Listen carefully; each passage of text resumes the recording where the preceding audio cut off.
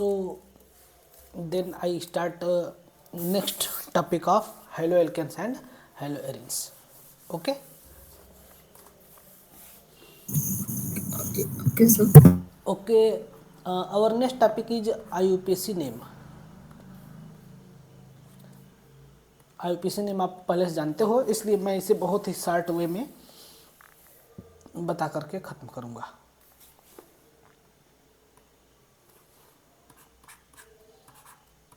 IUPAC name.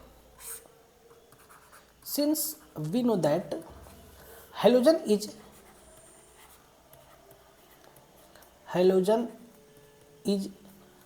last below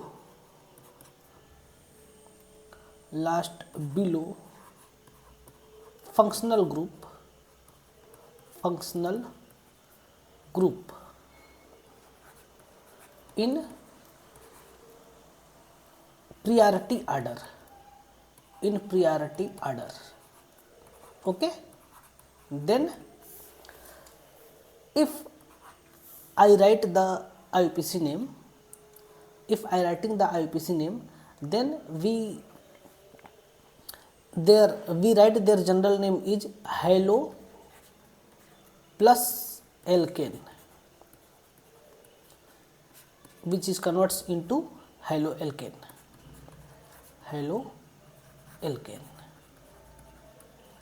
And similarly halo plus alkene, which is convert into haloalkene.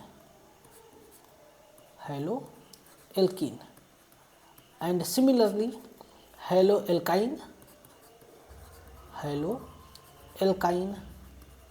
and halobenzene.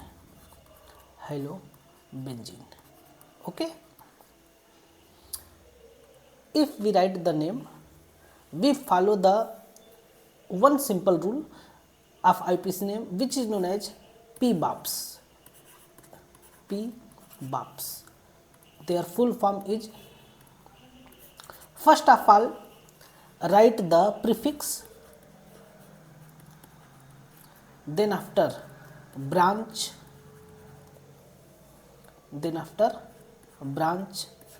and then after elk and bond, and in last we write the suffix. If we write the IUPAC name of haloalkane, then suffix is absent. Suffix is not present in haloalkanes. Then after we first write the prefix. Prefix is halo. Halo is the prefix of haloalkane. It means chloro, fluoro, bromo, iodo is the prefix. After prefix, if in compound present branch, then we write, and then after write elk, and then after write bond, and we apply the all IUPAC rules name, just like numbering etc. Okay. Then now see the IUPAC name and some common name of the haloalkane compound, haloalkane and haloarenes also. Okay, let's start.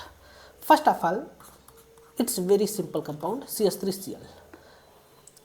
Look, in above we write the IUPAC name, and then after we write the common name of any compound. Then their IUPAC name is chloromethane, and their common name is methyl chloride. इसका common name हो जाएगा methyl chloride. Okay. इसी प्रकार से आपका हो जाएगा CCC और F आएगा, तब इसका नाम हो जाएगा 1-फ्लोरोमेथेन. अब यहाँ से नंबरिंग हम करेंगे, क्योंकि यहाँ पर 1 नंबर, 2 नंबर और 3 नंबर. फ्लोरीन हमारा 2 नंबर पर भी हो सकता था और 1 नंबर पर भी हो सकता था, इसलिए हम लिखेंगे one fluoropropane. And their common name is n propyl या propyl fluoride. N propyl fluoride, their common name.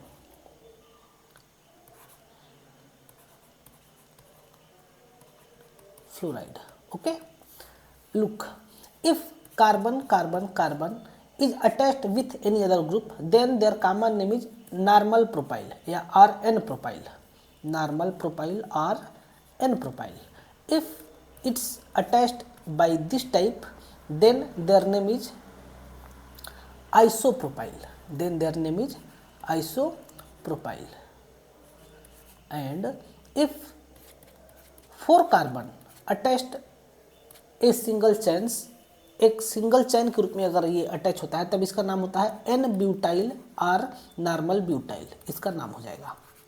Okay, अगर इसी चैन में आप इस प्रकार से कर देंगे, एक तो कार्बन को अगर मैं नीचे कर दूं तब इसका नाम हो जाता है आइसोब्यूटाइल, आइसो, एक सेकेंड, इसको हम लोग बोलेंगे सेकेंडरी ब्यूटाइल, इसको हम लोग बोलेंगे सेकेंडरी ब्यूटाइल, सेकेंडरी ब्यूटाइल। और यदि यही कार्बन का चैन है, यहाँ पर मैं एक कार्बन लगा दूं तब इसका नाम होता है आइसोब्यूटाइल, आइसोब्यूटाइल। और यदि एक कार्बन से मैं 3 अलग अलग कार्बन लगा दूंगा तब इसको हम लोग बोलेंगे टी ब्यूटाइल और टर्सरी ब्यूटाइल। ओके, ये चीज़ आपको याद रखना होगा, टी ब्यूटाइल और इसको हम लोग बोलेंगे टर्सरी ब्यूटाइल। तो ये चीज़ आप कॉमन नेम के लिए वेरी वेरी इंपॉर्टेंट है, इसको आप लोग याद रखेंगे, इसका यूज होता है हर जगह। अब आगे हम लोग देखते हैं, सिमिलरली इसी प्रकार से यहाँ पर क्लोरीन, इसका नाम हो जाएगा 2 क्लोरोप्रोपेन, 2 क्लोरोप्रोपेन,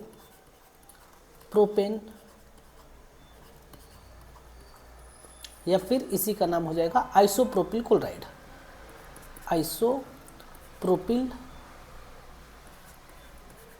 आइसोप्रोपाइल क्लोराइड, इसका नाम हो जाएगा, याद रखेंगे इसको भी। सिमिलरली इसी प्रकार से अब आप बताओ इसका नाम क्या होगा, आईपीसी नेम,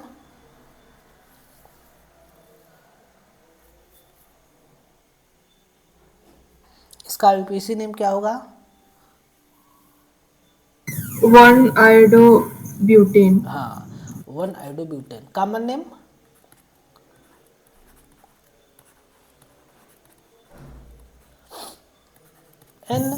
एन हाँ, ब्रोमोआइड, नहीं, एन ब्यूटिल आयोडाइड,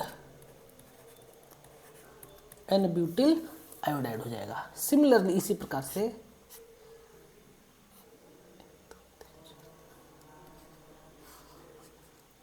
से अगर मैं बात करूं, इसका नाम क्या होगा,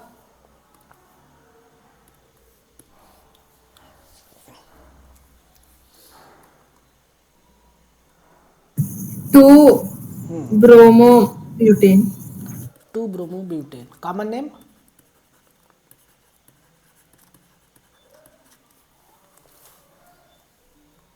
इसका कॉमन नेम हो जाएगा 2 नहीं, सेकेंडरी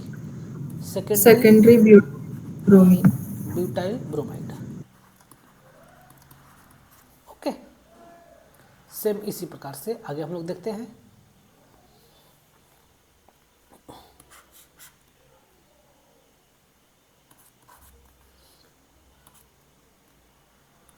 इसका नाम पहले आईपीसी नेम फिर कॉमन नेम,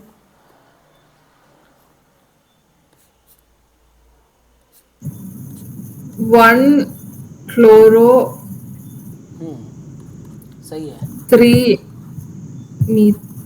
नहीं 3 नहीं, 1-क्लोरो 2-मिथाइल, 1 2 3, 1-क्लोरो 2-मिथाइल और प्रोपेन। ओके, ये इसका कॉमन नेम हो जाएगा, सॉरी आईपीसी नेम, और इसका कॉमन नेम हो जाएगा आइसोब्यूटिल क्लोराइड। ओके, नीचे वाला का नाम क्या होगा,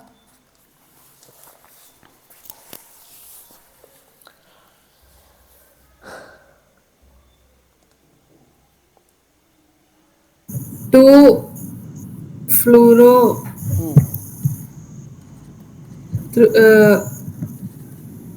propene. No no no no no, two fluoro two 2 methyl, fluoro 2 methyl propene. हाँ, टू मिथाइल प्रोपेन। अब सही है, इसका नाम ये हो जाएगा। सिमिलरली आपसे अगर मैं अगला कंपाउंड पूछता हूँ, देखिए, what is the IUPAC name of this compound?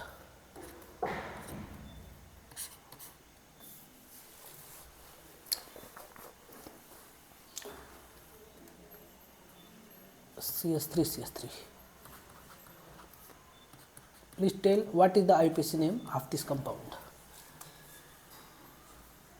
Isopentane.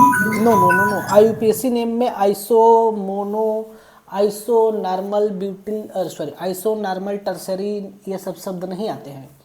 IUPAC name हो जाएगा कोई भी एक लॉन्गेस्ट कार्बन चेन को मैं सिलेक्ट करूंगा, चाहे इसको 1 2 3 कर दो, चाहे इसको 1 2 3 कर दो, चाहे इसको आप कोई भी 1 2 3 कर दो, तब ये दोनों हो जाएंगे ब्रांच, तो इसका नाम हो जाएगा 2,2 डाईमेथाइल, 2,2 डाईमेथाइल और प्रोपेन इसका नाम होगा।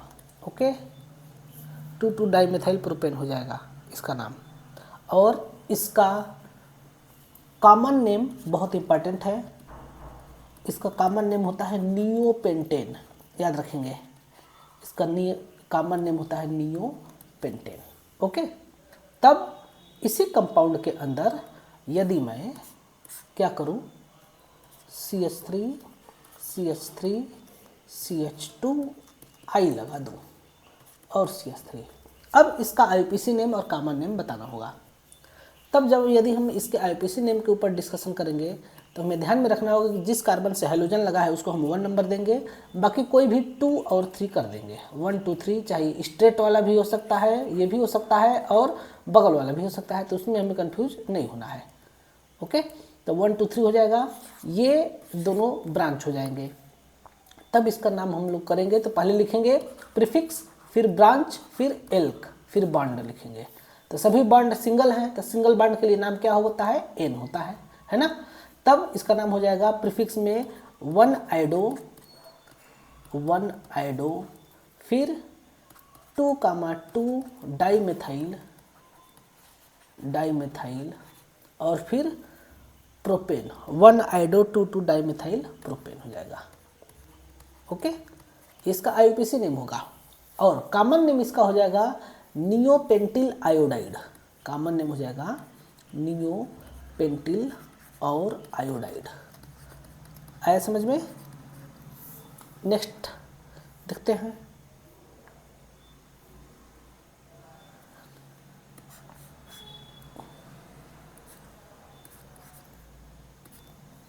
इसका कॉमन नेम, सॉरी पहले IUPAC नेम बताइए।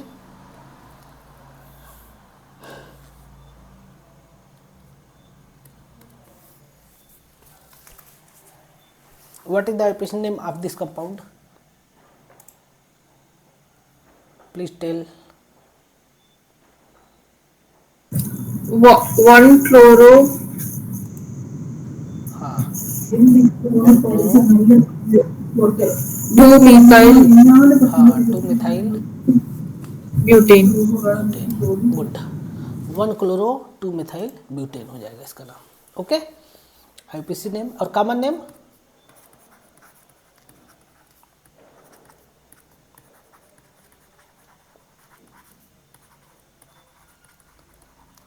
कल का टेस्ट, कल का DPP सॉल्व हुआ? Yes. सभी क्वेश्चन सही हैं? Yes. गुड। देखो, अब यहाँ पर जो दिया है आपका, इसका आपको क्या करना है, कॉमन नेम लिखना है। तो कॉमन नेम में काउंट करिए कितने कार्बन है, 1 2 3 4 एंड टोटल 5 इस ब्रांच को लेकर के, सॉरी उल्टा हो गया, इधर से 1 2 3 4 एंड इस ब्रांच को लेकर के 5 कार्बन है। अगर ये 5वां कार्बन यहाँ पर होता, इस लाइन पर होता, तब इसका नाम होता सेकेंडरी पेंटिल क्लोराइड, लेकिन यहाँ पर है तो इसका नाम हो जाएगा आइसोपेंटिल और क्लोराइड, इसका कॉमन नेम हो जाएगा। ओके, कॉमन नेम बहुत ज़्यादा इंपॉर्टेंट होता है, बहुत सारे एग्जाम्स में डायरेक्ट कॉमन नेम देकर के पूछता है। ओके, अब आगे बढ़ते हैं। CH2 डबल बॉन्ड CH और Cl, यह है आपका alkene. IPC name of alkene चल रहा है, तो इसका नाम क्या होगा?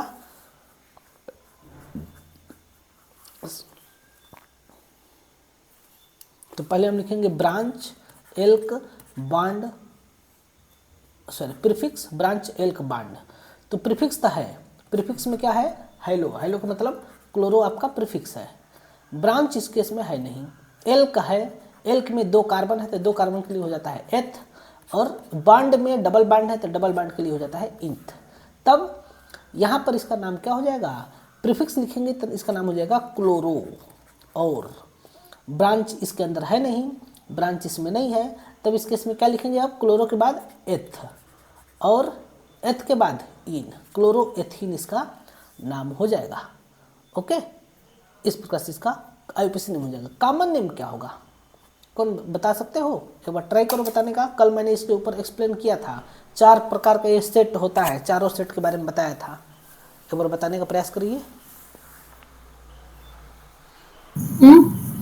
इसका 4 सेट होता था, चारों सेट के बारे में मैंने कल एक्सप्लेन किया था, तो इसके बारे में बताने का प्रयास करिए क्या होगा common name.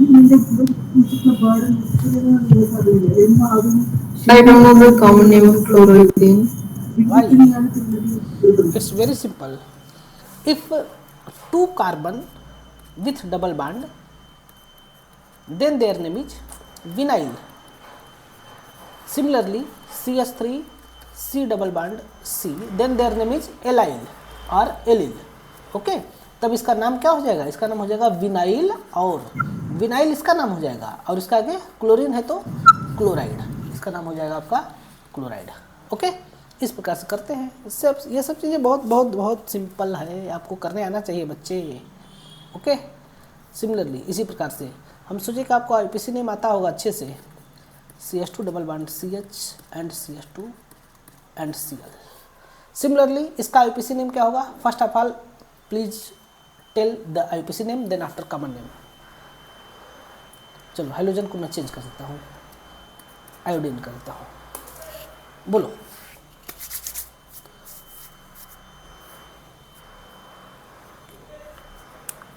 What is the IUPAC name of this?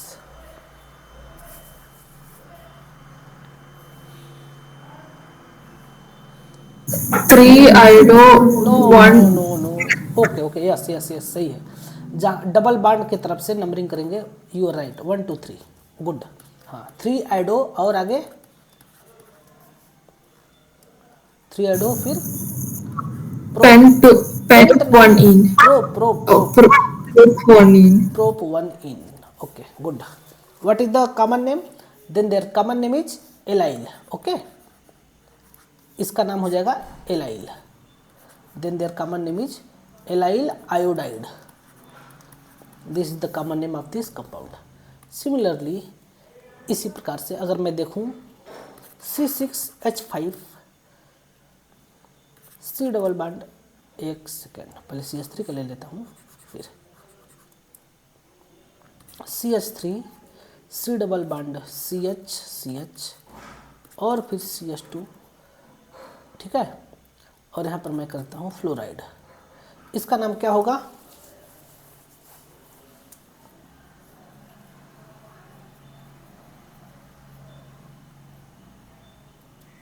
What is the name of this compound?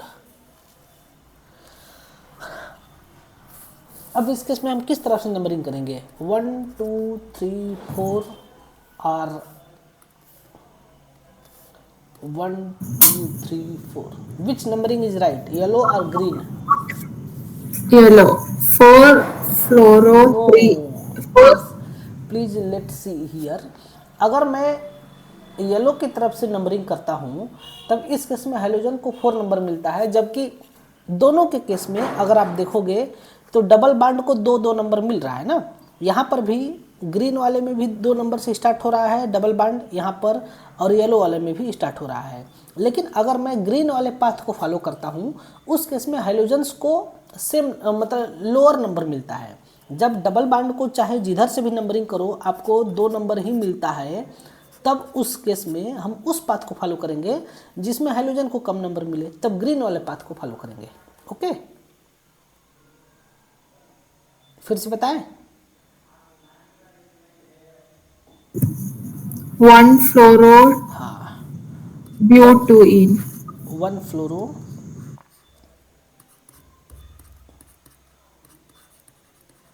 1-फ्लोरो और ब्यूट 2 इन। ओके, ये हो जाएगा। नेक्स्ट अगला हम लोग देखते हैं C6H5 CH double bond CH CH2 और Br। Please tell this name. IUPAC name first, then after common name.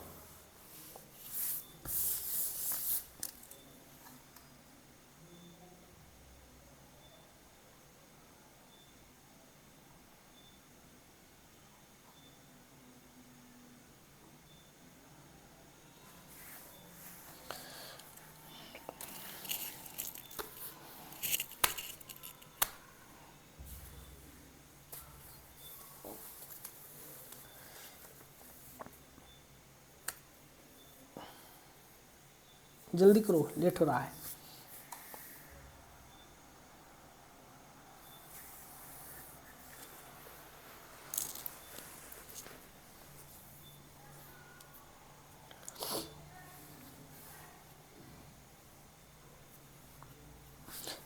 क्या होगा इसका नाम?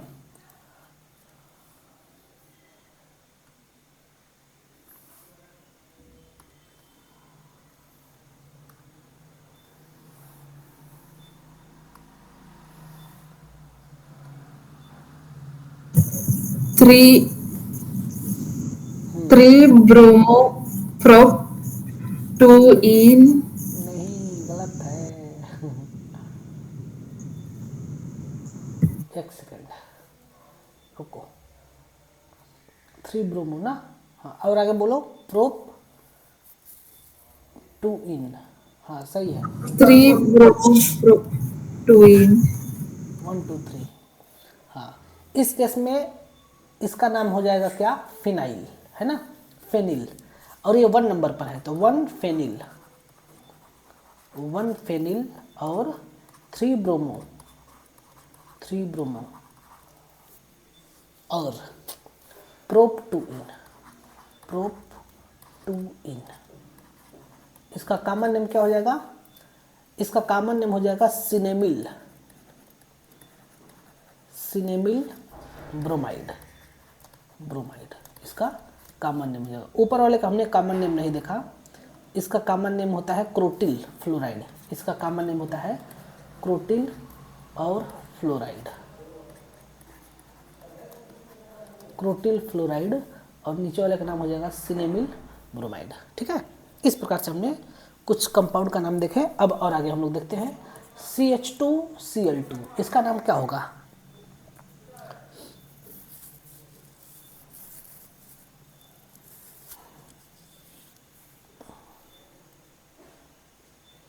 इसका काम dichloromethanes, हाँ, इसका नाम हो जाएगा डाइक्लोरो और मेथेन, इसका नाम हो जाएगा। इसी प्रकार से इसका कॉमन नेम होता है मेथिलीन क्लोराइड। कॉमन नेम इसका होता है मेथिलीन एंड क्लोराइड। ओके, ये भी याद रखेंगे। सिमिलरली CHCl3, इसका नाम होता है 111 ट्राइक्लोरोमेथेन, ट्राइक्लोरोमेथेन। और कॉमन नेम क्या होगा बताओ? chloroform, हाँ, गुड, क्लोरोफार्म इसका कॉमन नेम हो जाएगा। सिमिलरली CCl4, इसका कॉमन नेम, सॉरी, पहले IUPAC नेम हो जाएगा क्या? टेट्राक्लोरोमेथेन, टेट्रा क्लोरो और मीथेन। और कॉमन नेम कार्बन टेट्राक्लोराइड, है ना, carbon tetrachloride is the common name of this compound.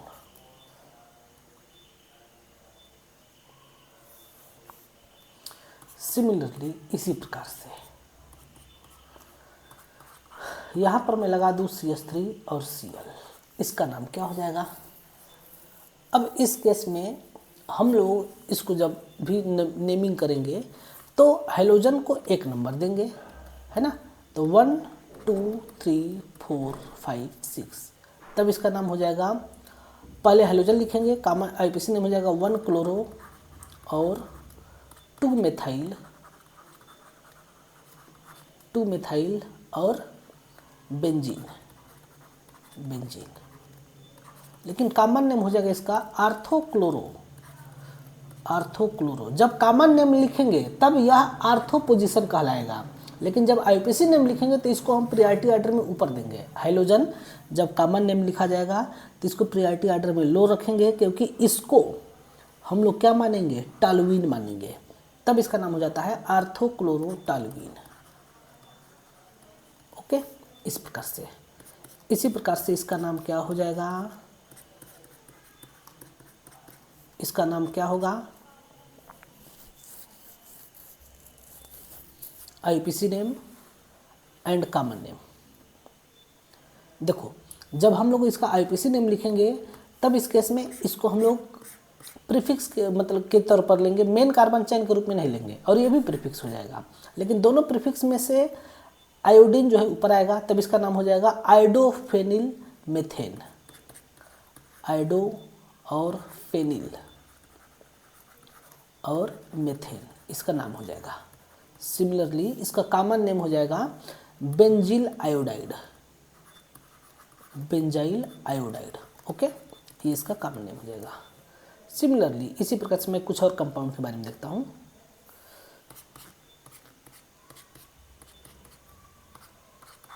इसका नाम क्या हो जाएगा, आईपीसी नेम होगा 1,2 डाइक्लोरो और बेंजीन, इसका आईपीसी नेम हो जाएगा। लेकिन कॉमन नेम क्या होगा, आर्थो डाइक्लोरो और बेंजीन। सिमिलरली अगर मैं यहाँ Br लगा दूँ और यहाँ पर लगा दूँ Br, तब इसका नाम क्या हो जाएगा, 1,3 डाइब्रोमो और बेंजीन। लेकिन कॉमन नेम हो जाएगा मेटा डाइब्रोमो बेंजीन, इसका हो जाएगा ये कॉमन नेम। इसी प्रकार से इसका नाम बता दो, इसका आईपीसी और कॉमन नेम क्या होगा,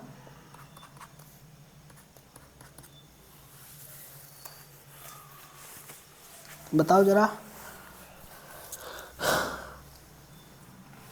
1,4 डाइफ्लोरोबेंजीन। और कॉमन नेम पैरा डाइफ्लोरोबेंजीन। 1,4 डाइफ्लोरो बेंजीन और पैरा डाइफ्लोरो बेंजीन हो जाएगा। गुड, अब आगे बढ़ते हैं।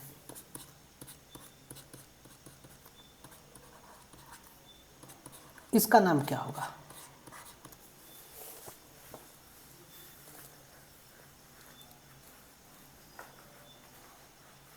एक जगह ब्रोमीन एक जगह क्लोरीन। 1 ब्रोमो हाँ 2 क्लोरो गुड, बेंजीन। हाँ 1 ब्रोमो 2 क्लोरो बेंजीन। अपने से बता रहे हो ना, गूगल लेंस का इस्तेमाल नहीं कर रहे हो ना। नो।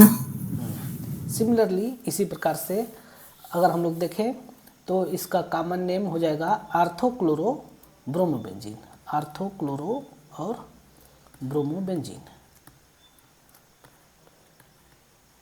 ठीक है, सिमिलरली आगे बढ़ते हैं।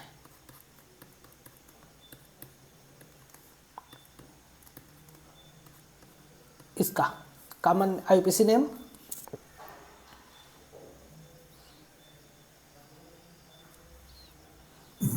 1,3,5 ट्राइब्रोमोबेंजीन।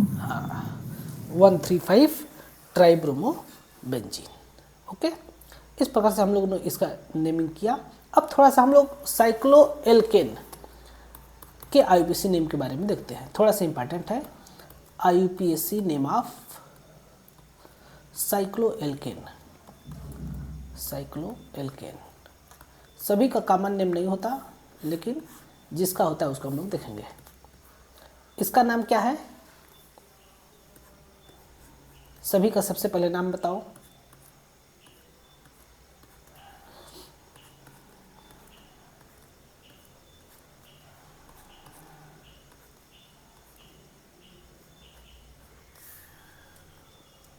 जल्दी। साइक्लोप्रोपेन, साइक्लोब्यूटेन, हाँ, cyclopentane, cyclopropane, cyclobutane, cyclopentane, cyclohexane, cycloheptane और साइक्लोऑक्टेन। ओके, ये सबका नाम हो जाएगा। अब इस केस में अगर हम लोग हाइड्रोजन लगा देंगे तब इसका नाम क्या होगा? साइक्लिक ग्रुप में अगर हाइड्रोजन लगा देंगे तो उसका नाम हो जाएगा हैलो और साइक्लो और एल्केन। हैलो साइक्लो एल्केन इसका नाम हो जाएगा। हैलो साइक्लो एल्केन इसका नेमिंग हो जाएगा। फॉर एग्जांपल Cl, इसका नाम क्या होगा? क्लोरोसाइक्लोप्रोपेन। ओके, क्लोरो और साइक्लोप्रोपेन, प्रोपेन, तब इसको हम लोग क्या बोलेंगे? Cyclic group. इसी प्रकार से Cl, इसका नाम क्या होगा?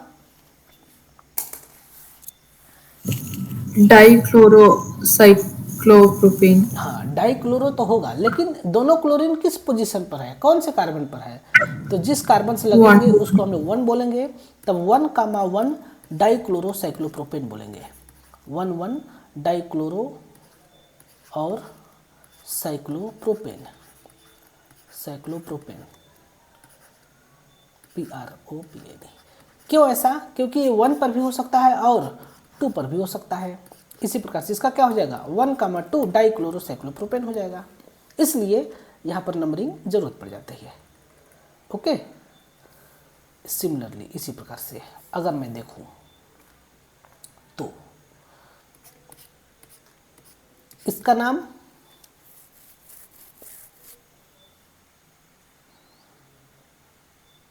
साइक्लोहेक्सेन। हाँ, और मैं अगर यहाँ पर लगा दूँ Cl तो इसका नाम क्लोरोसाइक्लोहेक्सेन हो जाएगा, है ना?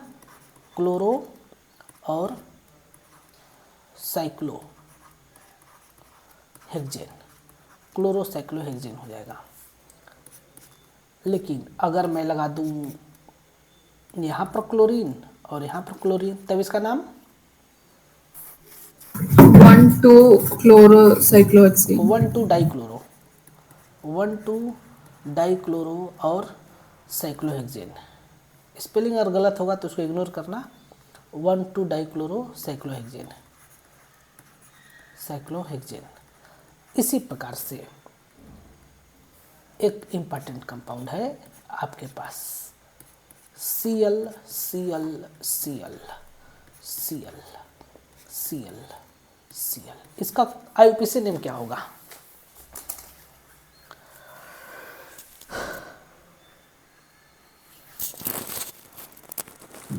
सिक्स क्लोरोसाइक्लोहेक्सेन। नो। 1, 1, 2, 3, 4, 5, 6 और हेक्सा, हेक्सा क्लोरो और साइक्लो। स्पेलिंग इतना गलती हो जाता है ना जल्दी जल्दी में। हेक्सा क्लोरो, फिर साइक्लो और हेक्सेन, ये इसका नाम हो जाएगा। ये एक क्या है? एक ये इंसेक्टिसाइड है, इंसेक्टिसाइड। इस चैप्टर में आपको पढ़ाया जाएगा। इसका कॉमन नेम होता है गैमेक्सिन, कॉमन नेम होता है गैमेक्सिन, शायद यहाँ ई रहेगा, गैमेक्सिन होता है। ये फट जो है कि हमारे क्रॉप फील्ड में इसका यूज किया जाता है इंसेक्ट को मारने के लिए, लेकिन ये वाला नहीं। अब आप खुद बताओ कि यदि एवरी कार्बन पर आपका लगा है क्या, आपका एक सेकेंड, प्रत्येक कार्बन पर आपका एक हाइड्रोजन लगा है, इट मीन्स यहाँ पर क्या होगा, हाइड्रोजन भी होगा, यहाँ भी हाइड्रोजन होगा, यहाँ भी हाइड्रोजन होगा, यहाँ भी हाइड्रोजन होगा, यहाँ भी हाइड्रोजन होगा और यहाँ भी हाइड्रोजन होगा। तब हर एक कार्बन का हाइब्रिडाइजेशन क्या हो जाएगा, sp3। हाँ वेरी गुड, हर एक कार्बन का हाइब्रिडाइजेशन हो जाएगा sp3। इट मीन्स ये एक प्लेन में नहीं रहेगा, और जब ये प्लेन में नहीं रहेगा तब इसके अलग अलग प्रकार के आइसोमर बनेंगे। हर एक कार्बन आपका अलग प्रकार का सेंटर रखा है, इसलिए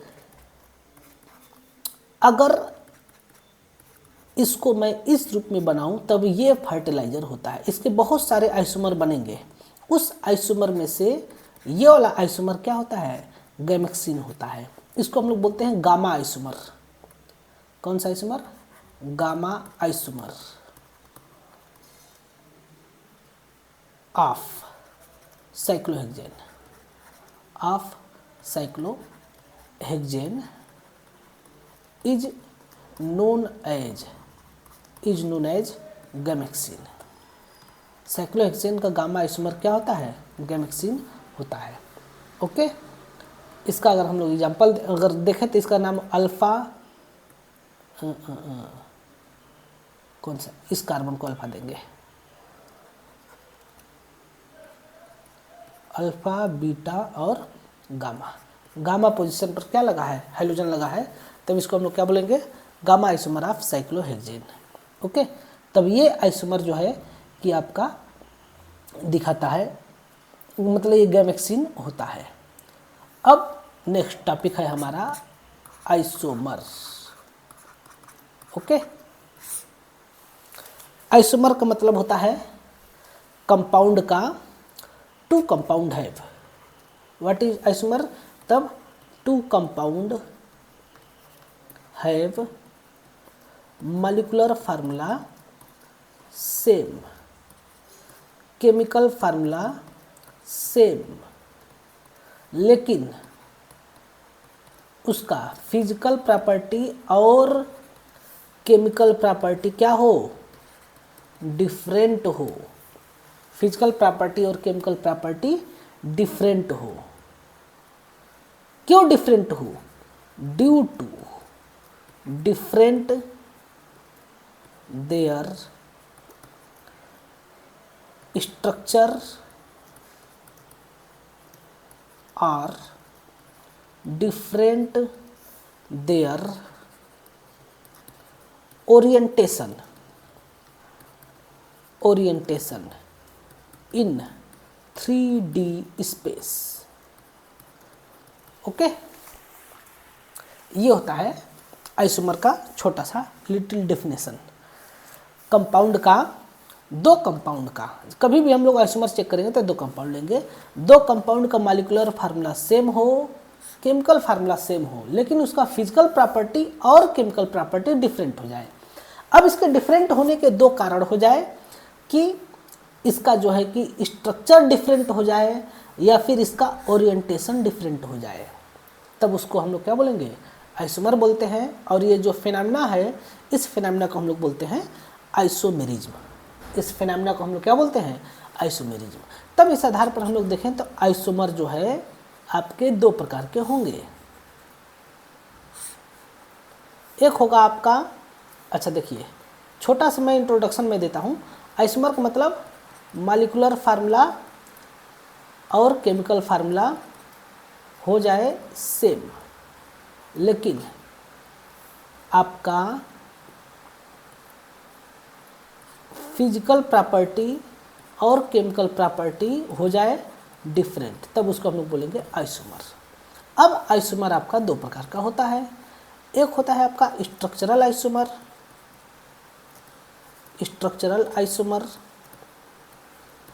और एक होता है आपका stereo isomer,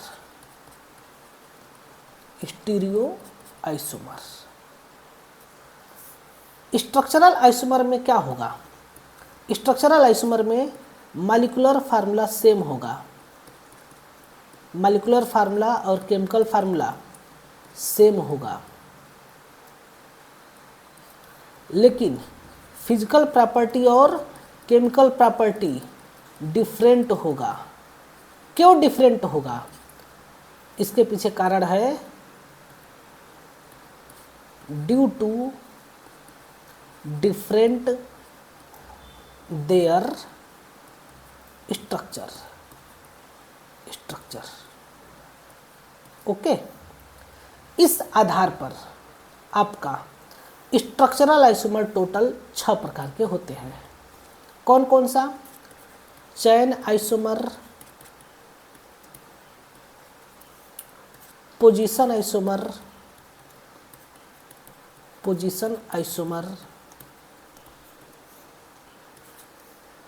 functional isomer, metamer,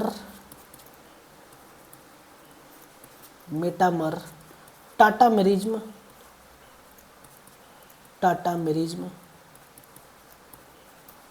and last ring chain isomer. इतने प्रकार के आपके स्ट्रक्चरल आइसोमर होते हैं। इन सभी में से जो हैलो एल्केन और हैलो एरिन्स हैं वह सिर्फ और सिर्फ चैन आइसोमर दिखाते हैं, पोजीशन आइसोमर दिखाते हैं, फंक्शनल नहीं दिखाते, मेटामेरिज्म नहीं दिखाते, टाटामेरिज्म नहीं दिखाते और रिंग चैन भी नहीं दिखाते हैं। इन दोनों में से सिर्फ और सिर्फ आपका कौन सा दिखाता है? चैन आइसोमर और पोजीशन आइसोमर। तो ये दोनों को हम लोग देखेंगे, बाकी सब छोड़ देंगे क्योंकि हम उम्मीद करते हैं कि आप ये सब चीज़ें जानते होंगे। अब आते हैं स्टीरियो आइसोमर में। स्टीरियो आइसोमर में 2 प्रकार का होता है। एक होता है आपका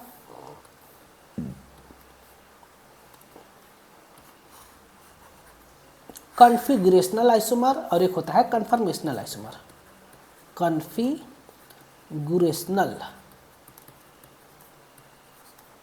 आइसोमर और एक होता है आपका कन्फर्मेशनल आइसोमर।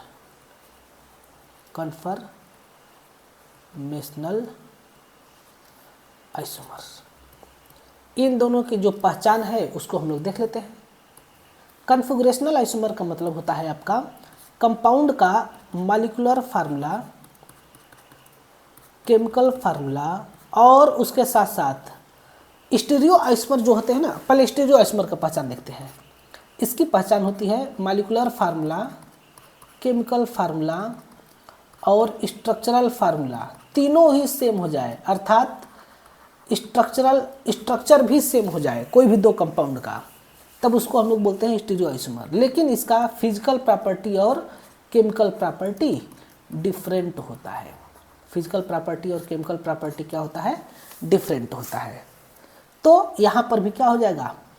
कन्फिगरेशनल आइसोमर में ये ऊपर वाला चीज़ कॉमन रहेगा, मॉलिक्यूलर फार्मूला, केमिकल फार्मूला और स्ट्रक्चरल फार्मूला सेम, लेकिन इसका फिजिकल प्रॉपर्टी और केमिकल प्रॉपर्टी भी सेम हो जाएगा।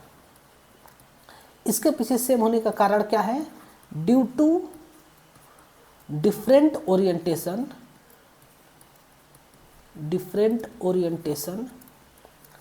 इन 3D स्पेस। 3 डायमेंशनल स्पेस में इसका ओरिएंटेशन क्या हो जाता है? डिफरेंट हो जाता है। अब इसके फिर से 2 प्रकार होते हैं। एक होता है आपका जियोमेट्रिकल आइसोमर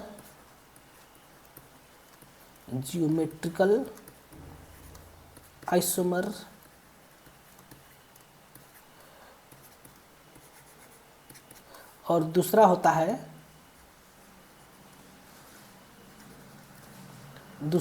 आपका ऑप्टिकल आइसोमर। और ये दोनों आइसोमर आपके हैलो एल्केन और हैलो एरिन्स दिखाते हैं, है ना। तब इसके बारे में हमें पढ़ना होगा। ज्योमेट्रिकल आइसोमर के बारे में भी और ऑप्टिकल आइसोमर के बारे में भी पढ़ना होगा। कन्फर्मेशनल आइसोमर इसके पार्ट नहीं है, हालांकि दिखाते हैं, लेकिन उसको हम उम्मीद करते हैं कि आप ये चीज़ पढ़ चुके होंगे। कहाँ पर? तो ये सारी चीज़ें आप पढ़ चुके होंगे जीओसी में, जनरल ऑर्गेनिक केमिस्ट्री में। क्या आपने कन्फर्मेशनल आइसोमर पढ़ा है कि नहीं? नो। नहीं पढ़े हो। इसके अंदर होता है आपका sawhorse projection,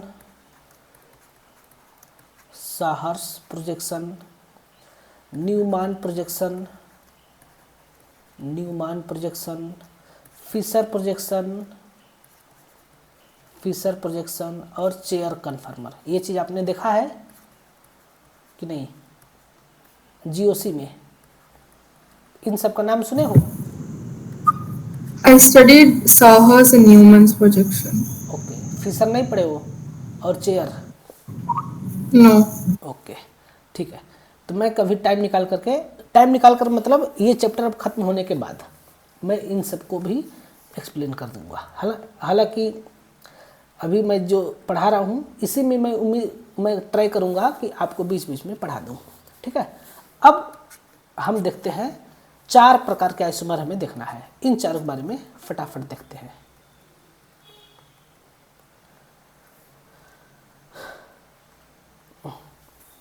At 9 PM in India, what is the time in your country? 7:30. 7:30 evening वाला? Yes, 7:30 evening. Okay, then currently approx 8:30 PM. Okay Yes. Okay. Chain isomer बहुत ही इजी है। जब कार्बन की जो मेन चैन है अगर उसके अंदर डिफरेंस आ जाए तो उसके कारण से अगर जो आइसोमर जनरेट होता है उसको हम लोग क्या बोलते हैं? चैन आइसोमर बोलते हैं। जैसे कि आपका कंपाउंड का मॉलिक्यूलर फार्मूला और केमिकल फार्मूला सेम हो लेकिन फिजिकल प्रॉपर्टी और केमिकल प्रॉपर्टी डिफरेंट हो। क्यों डिफरेंट हो? क्योंकि यह डिफरेंट स्ट्रक्चर दिखा रहा है, लेकिन स्ट्रक्चर में कौन सा स्ट्रक्चर डिफरेंट दिखा रहा है? तब यहाँ पर मैं लिखूंगा due to difference in chain, due to difference in carbon chain, carbon के चैन में डिफरेंस होने के कारण से। तब इस आइसोमर को शो करने के लिए कम से कम आपके पास 4 कार्बन होने चाहिए, है ना? किसके अंदर? हेलोएल्केन में। अगर आपके पास एक कार्बन है CH3Cl तब इसमें आप चैन आइसोमर नहीं देख सकते। अगर आपके पास 2 कार्बन है CH3 CH2 और Cl तो आप चाहे इस रूप में लिखिए, चाहे आप इसको CH2 CH3 और Cl लिखिए, बात एक ही है ना। ये दोनों कंपाउंड का मॉलिक्यूलर फार्मूला सेम है, इसको बस मैंने रोटेट कर दिया है, तब ये दोनों आपके आइडेंटिकल कहलाएंगे। ये दोनों एक ही हैं और जब एक ही हैं तब इस केस में इसको हम लोग आइसोमर नहीं बोल सकते, है ना। अब 3 कार्बन पर देखते हैं।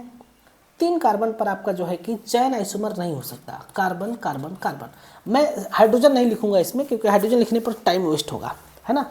अब इस केस में मैं अगर यहाँ पर हाइड्रोजन लगा दूँ और दूसरे वाले केस में मैं अगर C करके यहाँ पर लगा दूँ हाइड्रोजन, तो दोनों ही केस एक ही है। इस केस में भी मेन कार्बन में 3 कार्बन चैन है और नेक्स्ट वाले में भी आपके पास 3 कार्बन चैन है, तब ये दोनों आपके चैन आइसोमर तो नहीं हुए, है ना। ये आपके नॉट चैन आइसोमर। जब कार्बन को हटा करके एक जगह से हटा करके कहीं और लगाऊं और उससे उसके प्रॉपर्टी चेंज हो, उससे उसका स्ट्रक्चर चेंज हो जाए, तब उसको हम लोग बोलेंगे चैन आइसोमर। हाँ, लेकिन ये चैन आइसोमर नहीं है, लेकिन ये आपका क्या है? ये आपका है पोजीशन आइसोमर। पोजीशन आइसोमर क्या कहता है कि जो आप फंक्शनल ग्रुप या ब्रांच लगा रहे हैं उसकी अगर पोजीशन चेंज हो रही है तब उसको हम लोग बोलते हैं क्या? Positional isomer. सिमिलरली अगर मैं देखूं 4 कार्बन,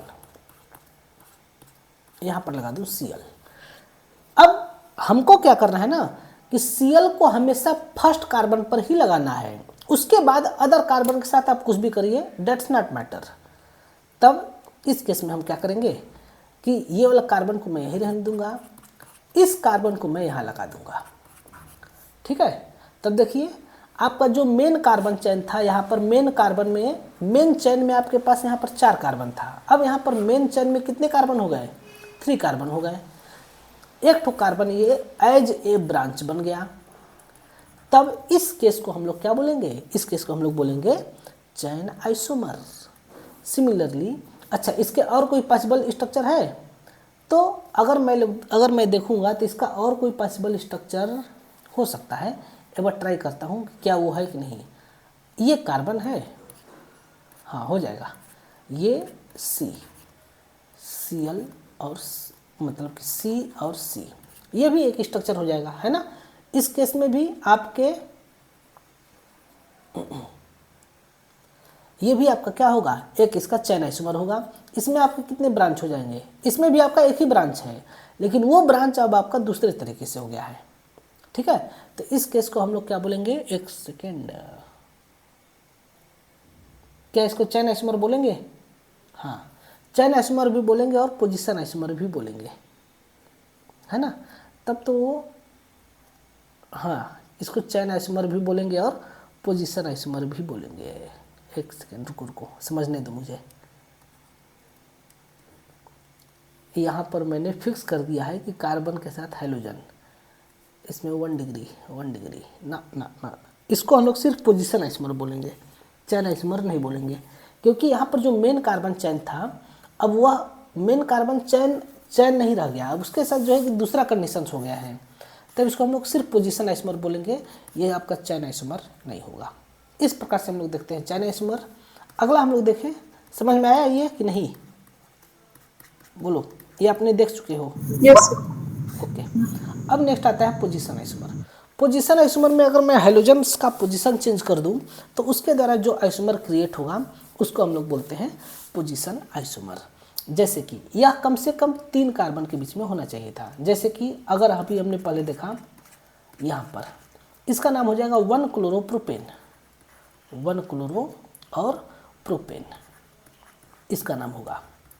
इसी प्रकार से अगर मैं Cl को यहाँ पर लगा दूँ तब इसमें मैंने हाइड्रोजन्स का पोजीशन चेंज कर दिया और इसका नाम हो जाएगा 2 क्लोरोप्रोपेन, 2 क्लोरोप्रोपेन हो जाएगा। इसी प्रकार से अगर मैं 4 कार्बन में लूँ तो ये 1 हो जाएगा। इसी प्रकार से अगला इसका पोजीशन मैं चेंज करके यहाँ लगा सकता हूँ। इसी प्रकार से मैं ये इसके 2 प्रकार से हो जाएंगे। और मैं क्या कर सकता हूँ, इसमें मैं चेन और पोजीशन दोनों को मिक्सअप कर सकता हूँ, जो कि मैं वहाँ पर बताया था, ये वाला हो जाएगा, ठीक है ना। तो इस प्रकार के इसके आइसोमर बन जाएंगे, ठीक है। तो ये बहुत ही सिंपल होता है। इसमें अब आगे आते हैं हम लोग ज्योमेट्रिकल आइसोमर में। ज्योमेट्रिकल आइसोमर जिसको कि हम लोग क्या बोलते हैं, सिस ट्रांस आइसोमर भी बोलते हैं। तब इस केस में क्या होना चाहिए, इस केस में आपके पास कार्बन और कार्बन के बीच में जब एल्केन है ना, ए साइक्लिक है, जब ए साइक्लिक हेलो एल्केन है, ए साइक्लिक हेलो एल्केन के अंदर कार्बन और कार्बन के बीच में डबल बॉन्ड होना चाहिए, पहला कंडीशन। और जिन 2 कार्बन के बीच में डबल बॉन्ड है वहाँ पर ए बी टाइप के मॉलिक्यूल लगे होने चाहिए, जहाँ पर A is not equal to B होना चाहिए, ठीक है। तब ये आपका ज्योमेट्रिकल आइसोमर शो करेगा। फॉर एग्जांपल अगर मैं इसके बारे में पूछूं कि क्या ये ज्योमेट्रिकल आइसोमर शो करेगा, तो आप क्या कहोगे,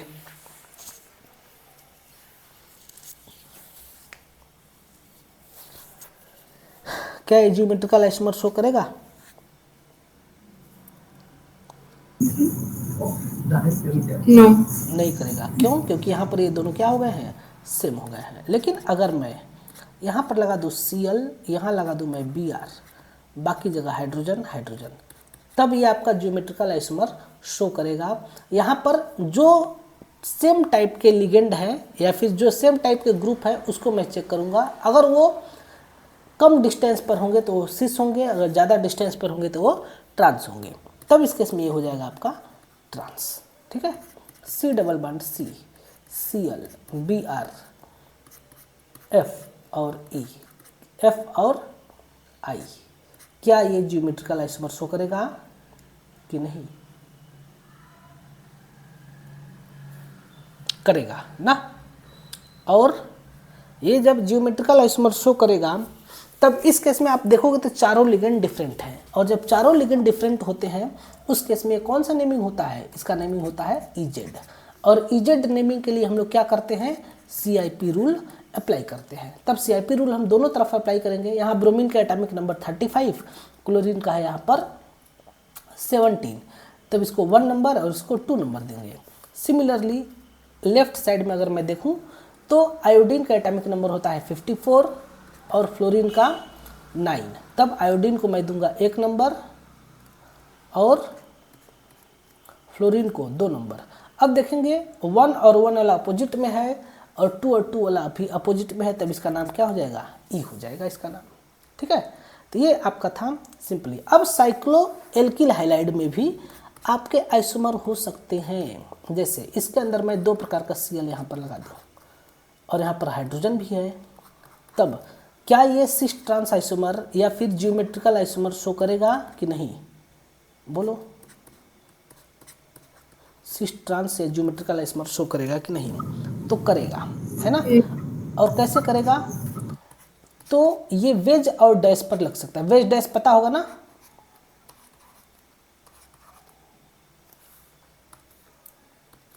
अगर दोनों क्लोरीन वेज पर हो गए, बोलो वेज डैश पता है कि नहीं? Yes. ओके। जब दोनों क्लोरीन वेज पर होंगे या फिर डैश पर होंगे तब इस केस में हम लोग बोलेंगे इसको सिस 1,2 डाइक्लोरोसाइक्लोहेक्सेन।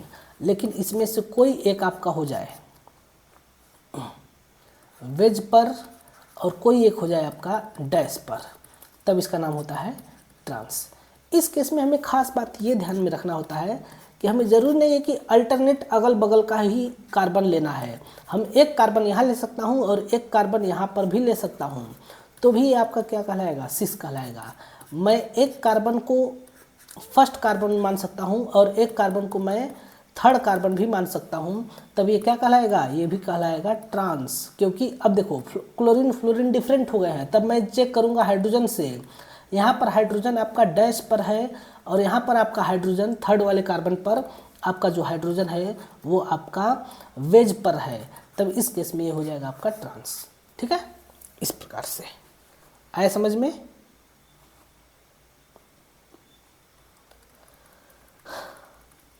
अब हम लोग देखेंगे कल, जो कि इसमें टाइम लगेगा कम से कम 15 से 20 मिनट लगेगा, ऑप्टिकल आइसोमर के बारे में। ओके, ऑप्टिकल आइसोमर के बारे में हम लोग इस कल देखेंगे। ठीक है, आज का क्लास समझ में आया?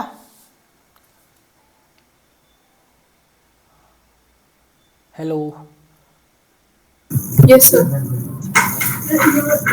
कोई क्वेश्चन? No, sir. जो मैंने बुक आपको भेजा है ना, उससे आप क्वेश्चन लगाते रहना। अगर कोई डाउट होगा तो डेली हमसे पूछ लेना। Okay, sir. और फिर पापा से कह देना थोड़ा हमसे बात कर लें। ठीक है, Okay, sir. पापा को कह देना मैसेज करने के लिए। ठीक है, ऑफ करें? Yes, sir.